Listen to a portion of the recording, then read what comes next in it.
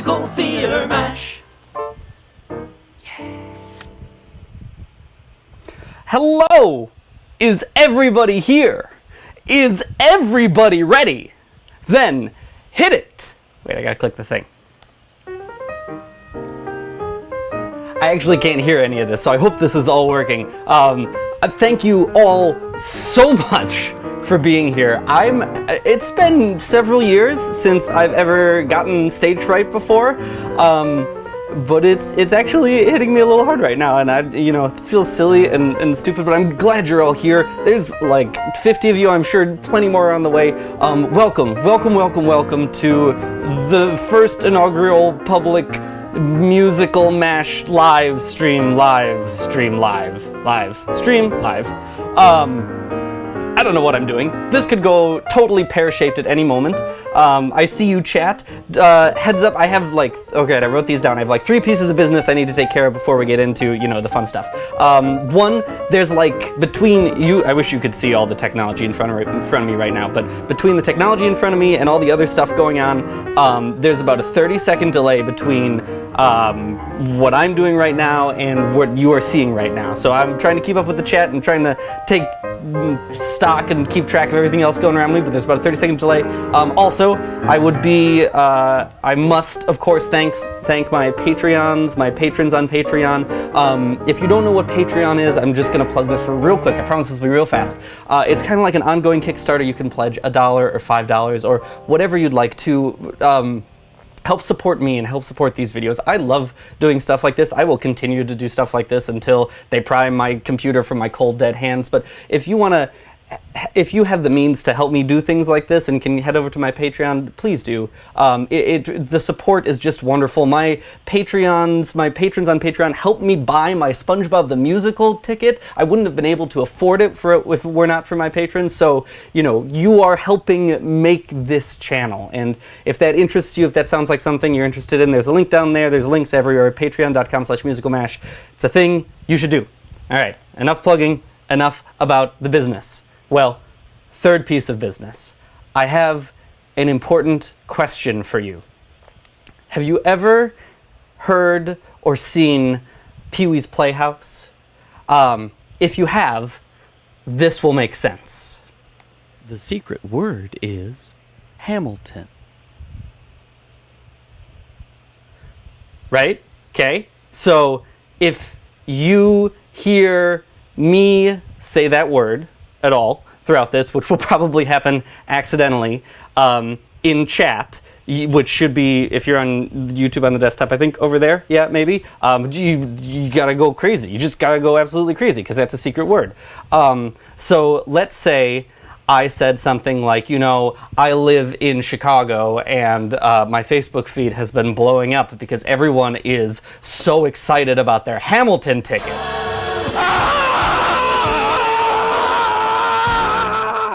Yeah? Right? Got it? Does that make sense? Okay. I don't know. I don't know what I'm doing. Oh, this is fun. Oh, I didn't even think. It's all showing up on the chat right now. We're just going to be in a loop forever. Oh, I'm so glad you're all here. This is going to be so much fun. I was nervous about this idea for a little while, but I'm really excited about it now. But this morning, I had a live stream, stress stream. I was in it was like an IKEA, someplace that sells a whole bunch of furniture, and there were 1,000 televisions because that's what I needed to get my live stream done. And I was so ready, I was all set to get everything going, and then this elephant appears, a tiny little baby elephant, and just starts grabbing my hand with its trunk and pulling it away and keeping me from hitting the go button on the live stream. And then I woke up this morning. And this one is the infamous Patti LuPone with her wonderful speech about respect in the theater and making sure you take care of everything. That time when she went, "Stop taking pictures right now!" You remember that? I remember that. Cool. That, I had a question about that I think I want to talk about. So, why don't we move into What good is hashtag sitting Ask Bash? alone in your room? I've got these questions coming up too, so if you want to tweet at me or throw them in chat, I'll do my best to follow up. But tweet at me at musicalmash at Twitter or hashtag Ask Mash. Oh, I couldn't remember it, even though it was right below me. It's like a million IKEA TVs all around me, and I don't know which one I'm looking at. Where was this question I want to talk about? Oh my god, chat. This is amazingly overwhelming. I don't even know.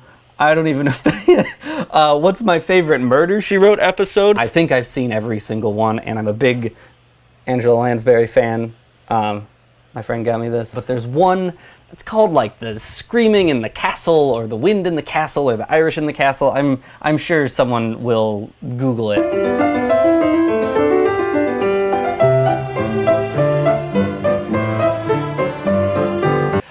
But Jessica visits an old Irish castle where there's this ghost of a lady who screams through the night, and then a mysterious murder happens in the drawing room, and I think it is terrifying and wonderful and Irish, and it's just great. Names, I struggle with names so hard. Nope. Someone tell me who that is. Put it in the chat. Someone will correct me on that. Okay.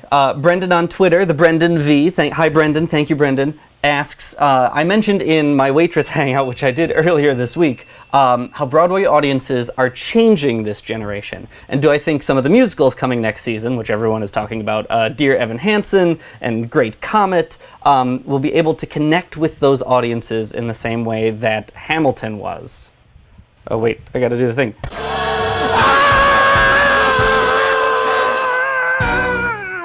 Alright, I did the thing.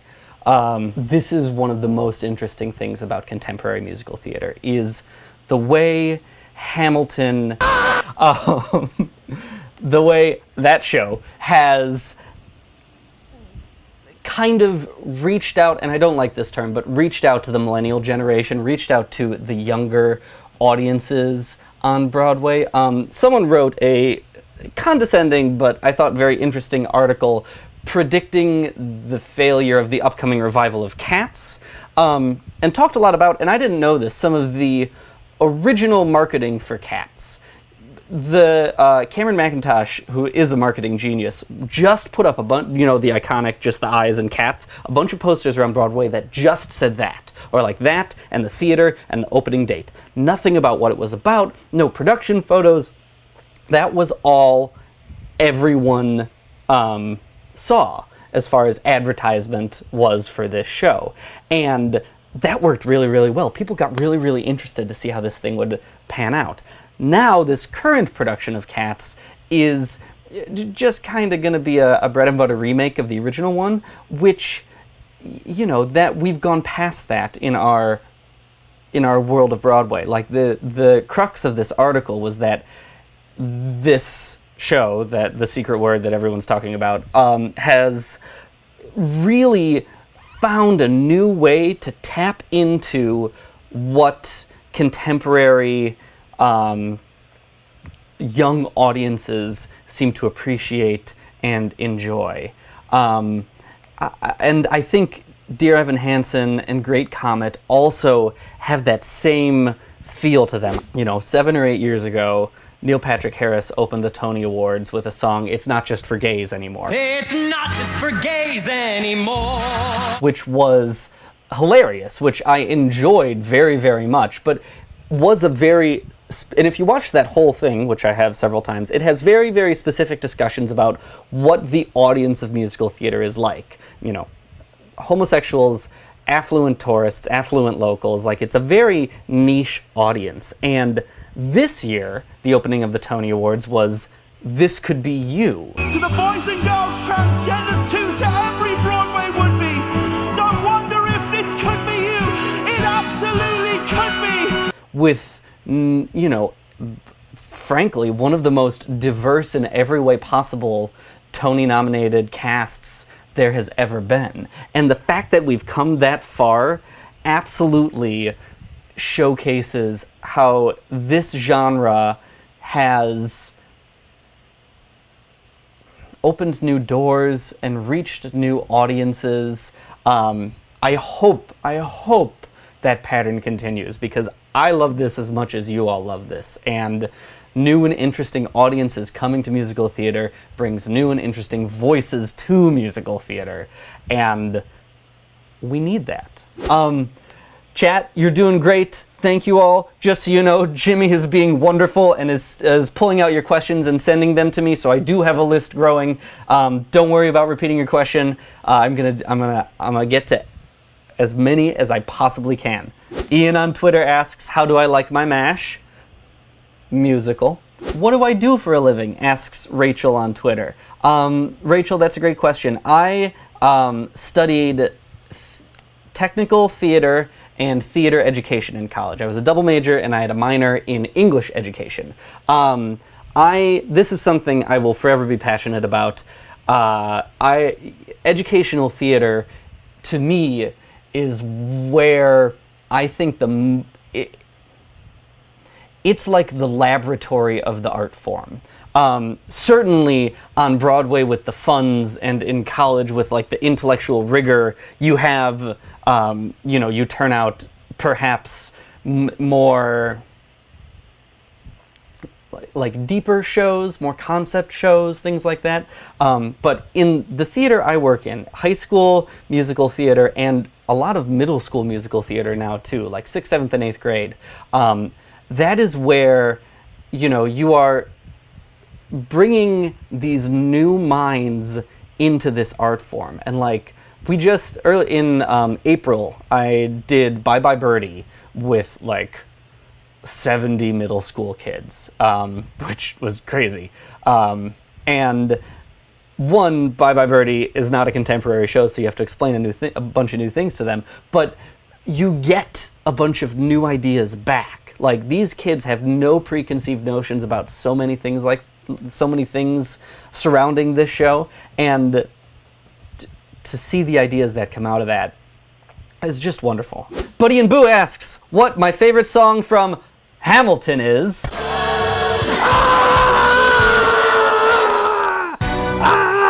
If you're just tuning in, that musical is the secret word. Whenever we say it, we all go crazy. See?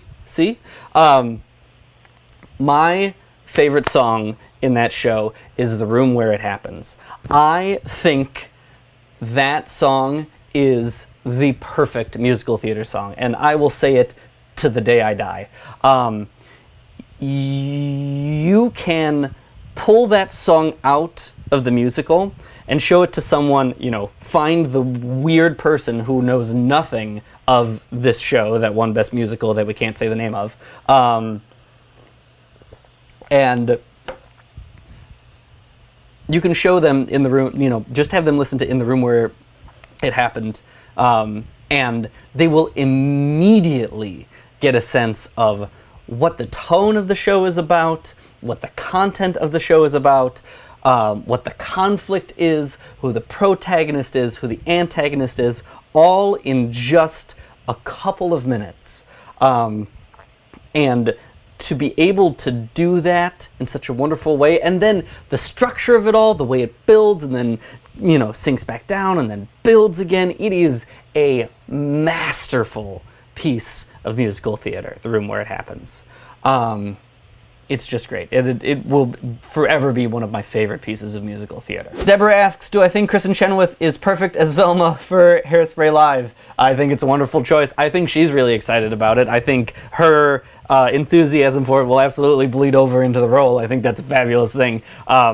It couldn't go to a better actress. Do I think the live streams are for money or for exposure? Jimmy sent me this question. Thank you for whoever asked it. I assume you're talking about She Loves Me and not my live stream, because my live stream is absolutely about money. I'm getting paid millions of dollars for this. Millions!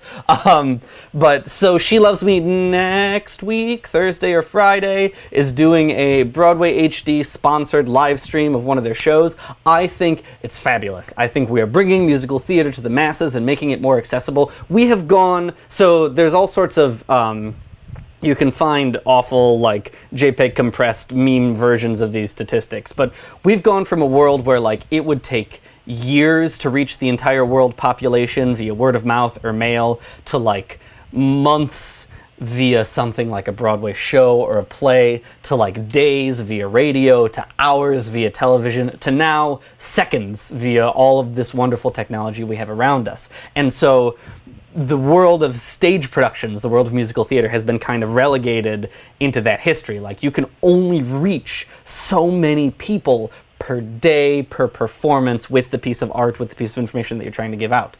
By live streaming, especially something like She Loves Me, which I think is the perfect choice for something like this, you bring this art form to a much broader audience in a wonderfully beautiful way. I'm so excited. I'll be watching it on Twitter with all of you. I hope you're all there to do the thing. To do the thing. Have I heard of Hadestown? It started out as a concept album and now it's playing at the NYTW and just got its second extension. I haven't. Send me a link. Tweet. I'm always interested in hearing about new shows. I used to live in a world where it was really difficult to hear about new musical theater, and now I live in a world where every day I get messages going like, "Hey, you should listen to this," and I love it. Please, on Twitter, Facebook, Tumblr, Reddit, YouTube, I'm all over the place. I keep a list of shows that I haven't heard. It's very long, so it takes me a while to get to some stuff. But please, this will go on my list after we're done. Get ready. Oh, this would be easier if I didn't have to push the button myself. What do I think about Lynn leaving the Hamilton cast, and who would I cast as Hamilton next? I hope that hasn't gotten old yet. I still enjoy it. I think it's time for Lynn to leave because he decided it was time for himself to leave. Like, it is grueling to be in a Broadway show. It is definitely one of the most trying things any actor can do, to do 6, 7, 8 shows a week with only a little time off, and your work time is during everyone else's party time. That's rough. It's hard to be a creative under those stipulations. That's not the right word. Whatever the right word is. Under those constraints. And Lin-Manuel Miranda, beyond just being an actor, is a writer and is working on all these projects. And, he says it himself. The best idea he ever had came to him during a time of rest. Like, he picked up the autobiography on vacation, and then that turned into the musical. So, please, Lin-Manuel Miranda, go on vacation so we can have the next thing. So, what was the question? What do I think about Lynn being Mary Poppins? I think it's fabulous. Mary Poppins, there's a home video. It's one of my Patreon goals for me to watch and react to a home video of me in high school piece of musical theater. I have to visit home to go through these things, and it's proving more and more difficult because they're all on like Super 8 cassettes, which is actually kind of rough to watch these days. But there is an old home movie that I'm also hoping to bring to the internet of me dancing around my living room to the Disney movie Mary Poppins. It's the song, it's Steppin' Time. I'm like running up and over the couches because, it's like round the chimney, steppin' time, over the rooftop, steppin' time. Like, I can't be more than 6 or 7 years old. And I feel like that's when my parents knew I was gay. Jeffrey Wang asks, what musicals have I been in and what parts did I play? I've been in a lot. Definitely some of my favorites. I was Jack in Into the Woods in high school. That was one of my very early roles. I did not do a good job, but enjoyed the hell out of it. I love that show. I will always love that show. First musical I talked about on this channel, probably the musical I've talked about the most. It's just wonderfully built and constructed. I played Heinzie in the Pajama Game. I had a very important role in a production of Hello, Dolly. I played the paper hanger who comes in at the end of Act 2 to change the wallpaper in Horace Vandergelder's house. The last musical I was in, which was quite a while ago just because I've been teaching and teching and doing that kind of stuff, was Title of Show. I played Hunter in a really tiny college production that actually Hunter Bell came and visited and saw. And let me tell you, nothing induces more panic than knowing that in the audience of this like 50-person theater, not only is the person who wrote the show you're starring in, but is like the actual literal person you're playing is in the room watching you be them. It is a feeling that enjoyed more than I thought I would have, and hope I never have to have again, because it was very stressful. We did commiserate. There was no air conditioning in this room. He, was very nice, wonderful, wonderful person, Hunter Bell. We did commiserate after, because I also get sweaty under my left pit when I'm nervous. And there was no air conditioning in this theater, so it was really sweaty. Hey, shout outs to Jimmy. Everyone say thanks, Jimmy. He got roped into this and he is keeping track of all your questions like a boss. Everyone say thanks, Jimmy. I'm a lighting person. Did I ever have to light for someone who was super tall, who was in a scene with someone really tiny? Yeah, you used 2 spotlights, one on the tall person, one on the short person. Tim Minchin's writing a Groundhog Day musical? No way! Someone with a very long name asks, how can someone in a tiny school, a total of 300 people, high school, start a drama musical group in their school? Do a show. People get excited about a show. You figure out the details of like the group and the organization later. Just say, we're gonna do this show, get the rights, pay for the rights, hold auditions, get people excited about it. Pick a show that people like, pick a show that you know people who would be interested in it, who can play the roles in it, and just do it. You don't, I have seen shows with 0 technical support performed on fields on my college quad with like someone playing kazoo in the background. You need nothing to perform a piece of musical theater other than people interested in doing musical theater. Just start it, be excited, give people a good time, and the rest will come from there. It's, I'm biased, but it's impossible to not get excited about musical theater. Broadway is not and never will be the end-all be-all of musical theater. There are plenty of great shows that have never made it to Broadway or that have very short runs on Broadway because it's just not the space for them. The term Broadway, this is important to know, is just a term about size of theater and technically a term about location, but that's secondary. It's like give or take about a 500 seat or more theater, and there are just some shows that will never succeed in front of 500 people because that's just too big of an audience. Success on Broadway is not the end-all be-all of art. Play me off, Johnny. I've never seen anything on the West End. I really want to go to London to see things on the West End. I'll come visit. Have I seen, there's a Human Centipede the musical? Oh, I might regret my please send me any musical you've heard of. Good. Dreamcast for Next to Normal revival. Can we just have Aaron back? And like, let's just bring them all back to do it again. That'd be great. I don't know.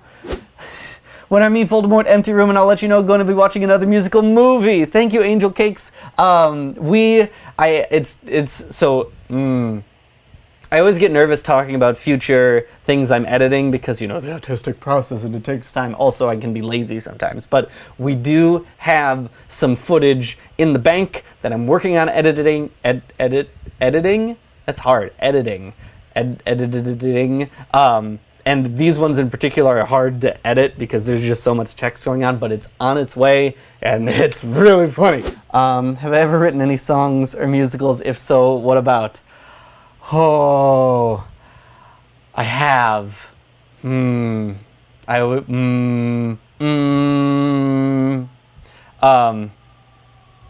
I had very little to do with the actual production of this show, and I wrote it in high school, and if you're gonna Google it, please play nice, because it's, I was very young when I helped write it. I had very little to do with it, actually, but, it might be worth listening to. It's called Unwritten Rules. If you type it into Google, I'm sure it'll come out.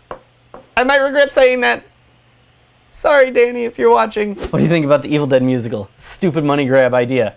Which better, plays or musicals? They're both great. If you like musical theater and you're not reading plays, start reading plays. I don't like reading books. I like reading plays because they're short and you can imagine them on stage. You flex the same muscles but in a different way.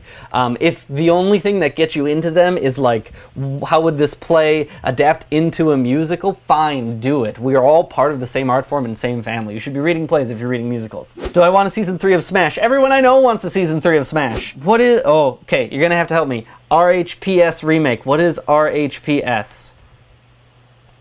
Did I read that right? Oh, Rocky Horror Picture Show. I think it's gonna be wonderful. Jesus, is this room I'm in my whole flat? Yes, it is! What's fun is when people have watched my YouTube channel come over and they're like, this is you, but I've seen this on the internet. And I'm like, I know! This is it. This is all I got. This is all where I live. And then I sit down here and I turn the camera off and then I edit it and then I, watch TV all right here. What good is sitting alone Thank you in your room? for all of your questions.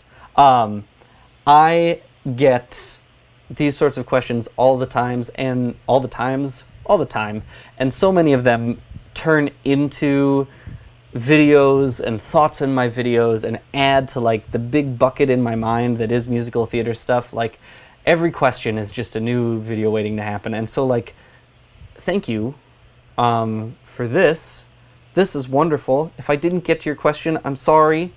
I'm gonna read through all of these things forever and ever. Thank you. Also, big claps to Jimmy for doing this.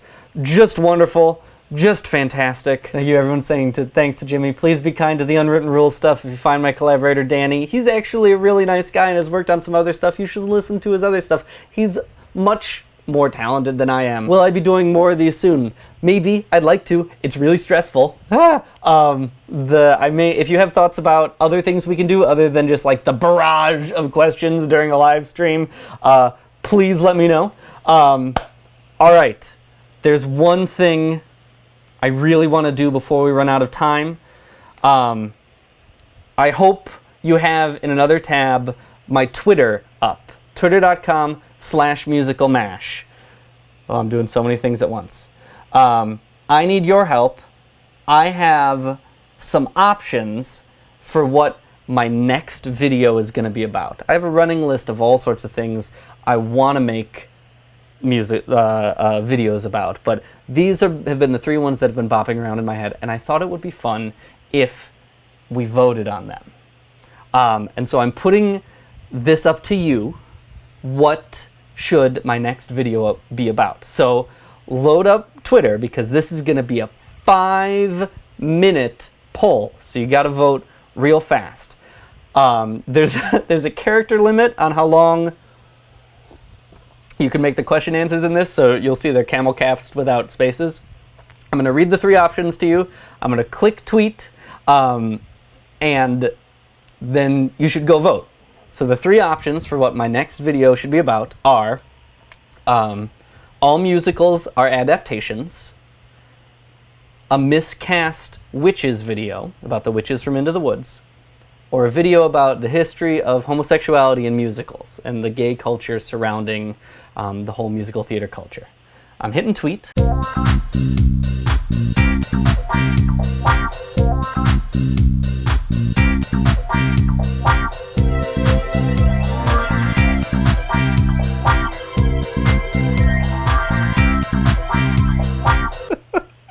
Oh man, you can look for me on the next season of RuPaul's Drag Race Lip Sync for Your Life. I won't, I'll just be there lip syncing Ethel Merman stuff, just like, as a surprise guest. Thank you all so much for watching and sending all of these questions my way.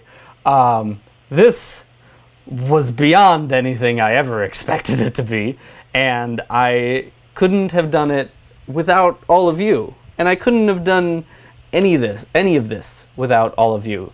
I started this channel like 3.5 years ago now, and I used to refer to it as my secret musical theater YouTube channel. You can ask my friends. I waited like 7 months, maybe 6 or 7 months, before I told anyone I knew in real life about that first minute Into the Woods video. Partially out of shyness, partially because it's a little embarrassing to be a musical theater nerd. We are not sports, we're not popular television. This is a really, really niche thing. But what I have learned over the past 3.5 years is that it's not as small a community as I thought. You're all here. I am always amazed that people enjoy watching my videos, and like really as heartfelt as I could possibly say, thank you so much. It's means the world to me. Thank you. Have a lovely day. You're all beautiful people. I'll see you next week.